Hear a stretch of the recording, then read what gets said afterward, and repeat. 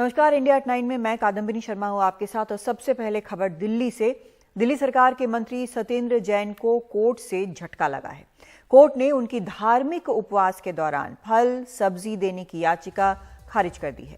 Court ने सख्त टिप्पणी भी की है। कहा कि सत्येंद्र जैन को जेल अधिकारियों ने स्पेशल ट्रीटमेंट दिया है। कोर्ट ने कहा कि पहली नजर में ये प्रतीत होता है कि जेल के नियमों का उल्लंघन कर सत्येंद्र जैन को फल दिया जा रहा था।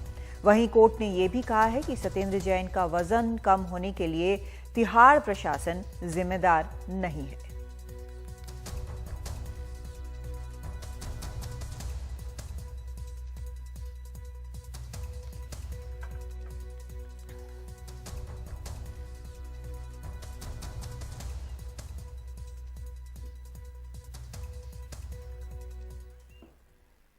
उधर दिल्ली आबकारी नीति में घोटाले का जो मामला है उसमें सीबीआई के बाद ईडी ने भी इसमें चार्जशीट दाखिल कर दी है। सीबीआई की तरह ईडी की चार्जशीट में भी मनीष सिसोदिया का नाम नहीं है। ईडी ने राउज एवेन्यू कोर्ट में चार्जशीट दाखिल की और कोर्ट को बताया कि हम अभी सिर्फ समीर महेंद्रू के खिलाफ चार्जशीट दाखिल कर रहे हैं, जल्दी दूसरे आरोपियों के खिलाफ भी चार्जशीट दाखिल करेंगे। और अरविंद केजरीवाल ने इस मामले पर ट्वीट किया है। उन्होंने लिखा कि ईडी की चार्जशीट में भी मनीष जी का नाम नहीं। शिक्षा क्रांति से दुनिया में भारत का नाम रोशन करने वाले मनीष जी को झूठे केस में फंसाने के लिए क्या मोदी जी को देश से माफी नहीं मांगनी चाहिए? अच्छा काम करने वालों को जेल में डालने से क्या देश आगे बढ़ेगा?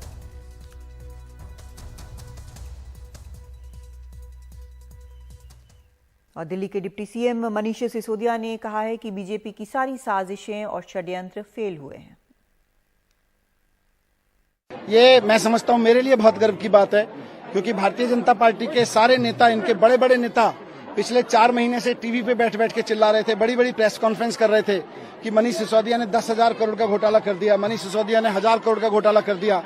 लेकिन जब इन्होंने झूठी एफआईआर कराई मेरे खिलाफ और जब उसकी सीबीआई ने जांच की, जब ईडी ने जांच की, तो सीबीआई और ईडी की कहते हैं 500 जगह इन्होंने रेड डाली, 800 अफसरों की टीम दिन रात इस पे काम कर रही थी, लेकिन मेरे खिलाफ कुछ भी नहीं मिला। इनको कुछ ऐसा नहीं मिला कि मेरा नाम भी एफआईआर में लिख सकें। यही सत्य की जीत है और ये सत्य की जीत अंत तक जारी रहेगी। भारतीय जनता पार्टी की सारी साजिशें, सारे षड्यंत्र इनके नाकाम होंगे।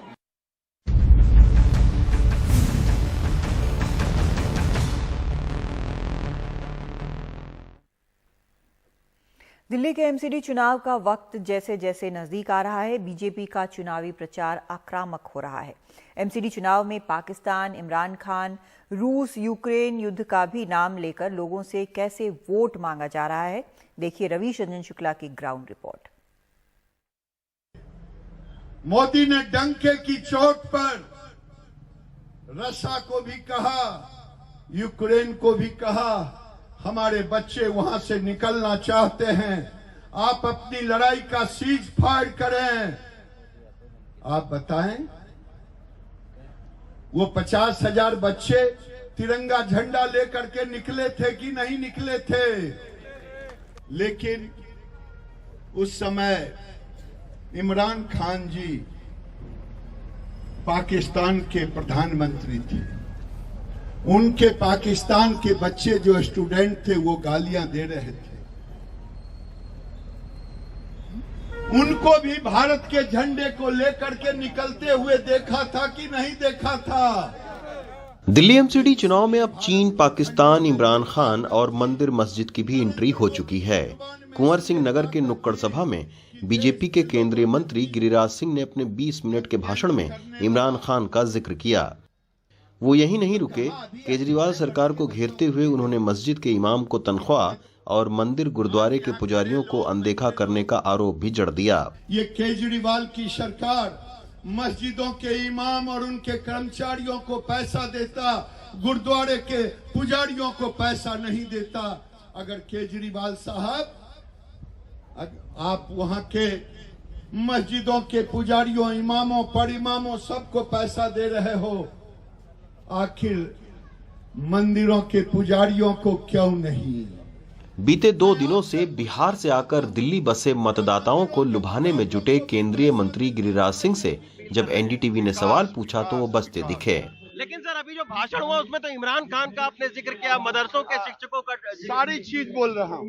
अच्छा, तो सर अभी और कितने दिन तक आप करेंगे? जितना दिन पार्टी लगाएगी उतना। अच्छा, तो सर ये 15 साल से नगर निगम में बीजेपी है, तो उसके कामों को क्यों नहीं गिनवा रहे हैं सर? अब नई व्यवस्था में अब कोई दिल्ली की सरकार के सामर्थ्य पर नहीं हो। बीजेपी के 10 से ज्यादा केंद्रीय मंत्री चुनावी प्रचार में गली गली की खाक छान रहे हैं। शनिवार को केंद्रीय सूचना प्रसारण मंत्री अनुराग ठाकुर ने भी चुनाव प्रचार किया। शराब के घोटाले से लेकर स्कूलों में घोटाले, जो बच्चों के स्कूलों के कमरों में भी घोटाला कर ले, और जो शिक्षा के विस्तार की बजाय ठेकों के विस्तार पे काम करे, ऐसी सरकार हमने पहली बार देखी। जहां स्वास्थ्य मंत्री जेल में पड़ा हो और मसाज करवा रहा हो, लेकिन फिर भी इस्तीफा न देता हो। दिल्ली एमसीडी चुनाव में रविवार को बीजेपी का मेगा प्रचार शो है, जिसमें दर्जन भर केंद्रीय मंत्री और कई राज्यों के मुख्यमंत्री भी शामिल होंगे। चुनाव के नतीजे ये तय करेंगे कि आखिर बीजेपी का जो आक्रामक चुनाव प्रचार है उसका कितना असर ऐसी जनता पर पड़ा है। दिल्ली से हरकिशन शर्मा के साथ रविशंकर शुक्ला, एनडीटीवी इंडिया।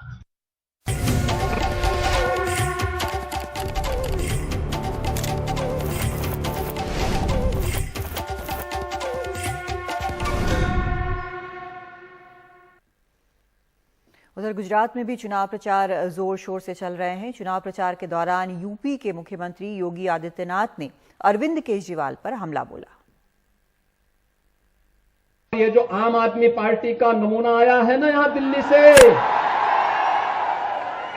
यह तो आतंकवाद का सच्चा हितैषी है। अयोध्या में राम मंदिर का विरोध करता है, और जब भारत की सेना पाकिस्तान के अंदर जाकर के सर्जिकल स्ट्राइक करती है तब भारत के सैनिकों से कहता, बहादुर जवानों से कहता, इसका प्रमाण क्या है? बहादुर जवानों से प्रमाण मांगा जाता है। पाकिस्तान चिल्ला रहा है कि हमारी कमर तोड़ दी है भारत के जवानों ने, लेकिन आम आदमी पार्टी को इसका भी प्रमाण चाहिए होता है। भाइयों बहनों, आतंकवाद और भ्रष्टाचार इनके जीन्स का हिस्सा है। इसलिए जो भ्रष्टाचारी हैं, आतंकवाद समर्थक हैं, भ्रष्टाचार और आतंकवाद जिनके जीन्स का हिस्सा हो, उसको वोट देकर के हम अपने वोट को कलंकित कतई न करें, कतई न करें। और इसका जवाब अरविंद केजरीवाल ने ट्वीट कर दिया। उन्होंने लिखा, अगर गंदी गाली गलौज चाहिए, गुंडागर्दी चाहिए, भ्रष्टाचार चाहिए, गंदी राजनीति चाहिए तो इनको वोट दे देना। अगर स्कूल, अस्पताल, बिजली, पानी, सड़क चाहिए तो मुझे वोट दे देना।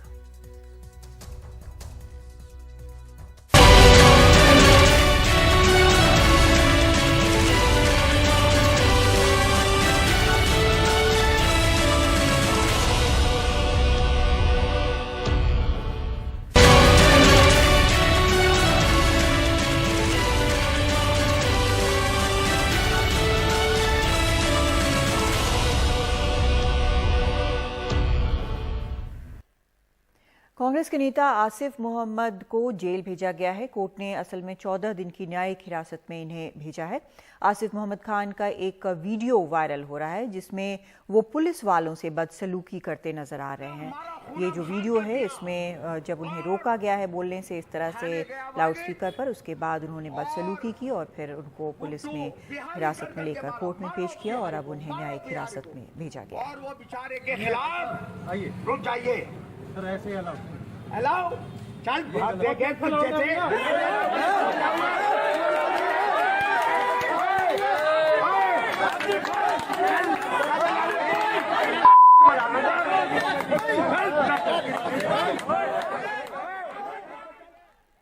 मेरठ के मोहिद्दीनपुर चीनी मिल में जबरदस्त आग लग गई। हादसे में चीफ इंजीनियर नरेंद्र कुशवाहा की मौत हो गई है।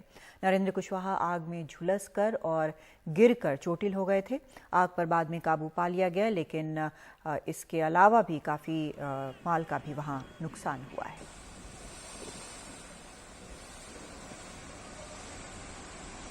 मोहिद्दीनपुर चीनी मिल है, इसके एक तरीके से टरबाइन में फर्नेस में आग लगी, जिसकी वजह से अनफॉर्चुनेटली एक इंजीनियर इसमें एक्सपायर हुए।